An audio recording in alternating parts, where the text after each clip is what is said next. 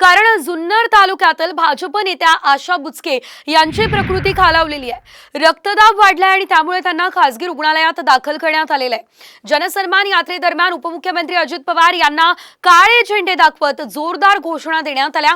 त्यानंतर पोलिसांनी त्यांना ताब्यात घेतलं। पोलीस स्टेशनमध्ये दाखल केल्यानंतर त्यांना त्रास जाणवला। पोलिसांनी खासगी रुग्णालयात त्यांना त्यानंतर लगेचच दाखल केलं। महाविकास आघाडीतील काँग्रेसचे सत्यशील शेरकर यांनी आशा बुचके यांची लगेचच भेटही घेतलेली आहे।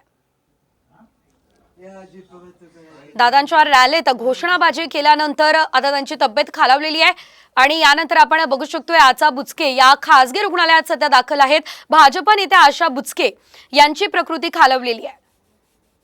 दादांच्या रॅलीत त्यांनी जोरदार घोषणाबाजी केली। यानंतर पोलिसांनी त्यांना ताब्यात घेतलेलं होतं आणि पोलिसांनी ताब्यात घेतल्यानंतर त्यांना त्रास जाणवू लागलेला आहे।